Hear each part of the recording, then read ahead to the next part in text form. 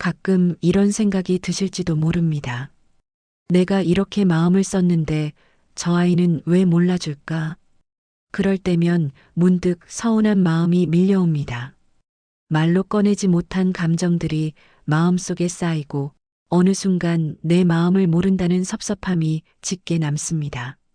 중년의 부모가 된다는 건 육체의 변화보다 더 먼저 마음의 풍경이 바뀌는 시기인지도 모릅니다.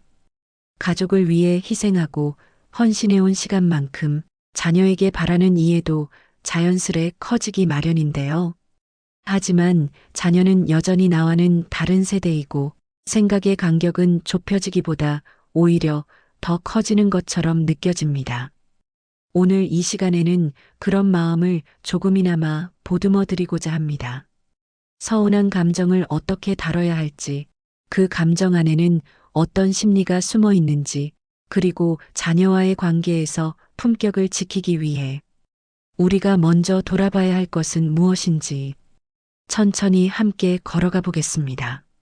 서운하다는 감정은 단순한 실망보다 조금 더 복합적인 감정입니다. 심리학자 마셜 로젠버그는 우리는 감정을 타인에게서 유발된다고 믿지만 사실 그것은 우리 안의 욕구에서 비롯된다고 말합니다. 서운한 감정도 마찬가지입니다. 그 감정의 밑바닥에는 기대가 있습니다. 즉, 내가 이렇게 해줬으니 너도 알아줄 거야. 말하지 않아도 내 마음쯤은 알아주겠지. 하는 무언의 기대 말이죠.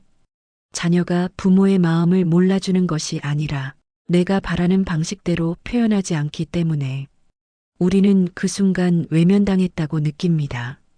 하지만 자녀 입장에선 자신만의 방식으로 부모를 생각하고 있을 수 있습니다.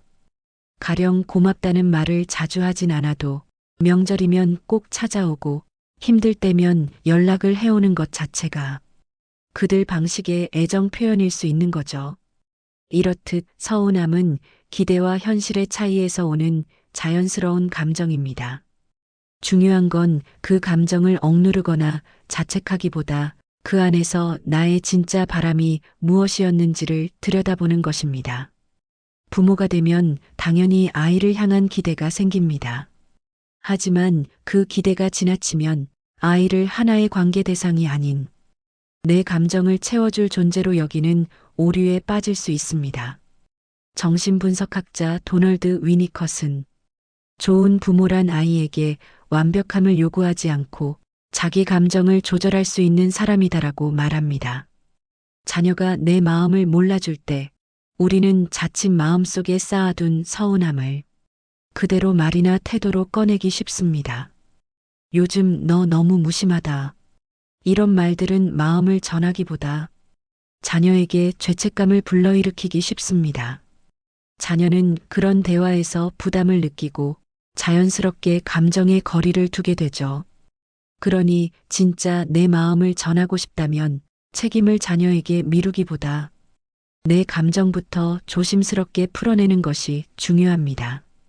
예를 들어, 요즘 내가 바쁜 거 아는데 가끔은 그냥 내 목소리만 들어도 마음이 편해지더라. 이런 말은 자녀에게 부담이 되지 않으면서도 마음을 자연스럽게 전할 수 있는 방식입니다. 지금부터 감정을 품위 있게 전하는 방법 3가지를 알려드릴게요. 첫 번째, 느낀 감정을 그대로 말하기, 그러나 탓하지 않기. 감정을 전할 때 가장 조심해야 할 점은 상대에게 책임을 씌우는 말투로 전달하는 것입니다. 예를 들어, 내가 전화 한 통 안 하니까 서운하더라. 라는 표현은 자녀에게 죄책감을 자극합니다. 대신 이렇게 말해보세요. 요즘 문득 내 생각이 많이 나더라. 이처럼 책임의 방향을 상대가 아니라 내 감정에 두면 상대는 방어하지 않고 자연스럽게 받아들일 수 있습니다. 감정 전달은 직설보다 섬세함이 필요합니다. 직설이 명확할 순 있지만 섬세함은 관계를 이어주는 힘이 있습니다. 두 번째, 기대가 아니라 바람을 말하기. 우리가 자녀에게 무언가를 바랄 때 그걸 기대로 말하면 실망이 따르고 욕으로 말하면 부담이 됩니다. 그러니 솔직하게 바람을 표현하세요. 그 바람은 실망이나 상처로 이어지는 것이 아니라 오히려 자녀와의 감정 연결점이 될 수 있습니다. 예를 들어, 내가 바쁘다는 거 알지만 가끔은 잘 지낸다는 말 한마디가 내겐 큰 위로가 될 때가 있더라. 이렇게 바람을 부드럽게 말하는 태도는 오히려 자녀의 마음을 열게 만듭니다. 세 번째, 기다림 속에 여유를 담기. 중년 이후 부모로서 가장 필요한 감정 기술은 여유 있는 애정입니다. 하지만 그 기다림이 조용한 단절이 아닌 여유 있는 애정으로 느껴지게 하려면 내 마음의 중심이 단단해야 합니다. 그래서 더더욱 내가 서운함에 휩쓸리지 않기 위해선 내 삶의 중심도 함께 돌봐야 합니다. 자녀는 부모의 마음을 다 알 수 없지만 부모가 자신의 삶을 단단히 꾸려가는 모습은 자녀에게 더 깊은 존중과 애정을 불러일으킵니다. 자녀가 내 마음을 몰라줘서 서운할 수 있습니다. 하지만 그 감정은 부모가 되어서도 여전히 사람이라는 증거입니다. 완벽한 부모는 없습니다. 그저 하루하루 감정을 배우고 서툴지만 사랑을 지켜가려는 사람이 있을 뿐입니다. 오늘 이야기처럼 감정을 억누르지도 폭발시키지도 않으면서 조금 더 품위 있게 부드럽게 전하는 연습을 하다 보면 우리는 자녀와의 거리에서도 조금씩 따뜻한 온기를 회복할 수 있을 것입니다. 관계의 품격은 바로 그런 감정 표현의 품위에서 시작됩니다. 중년 이후의 삶을 단단하게 만들어줄 이야기로 다시 찾아뵙겠습니다. 감사합니다.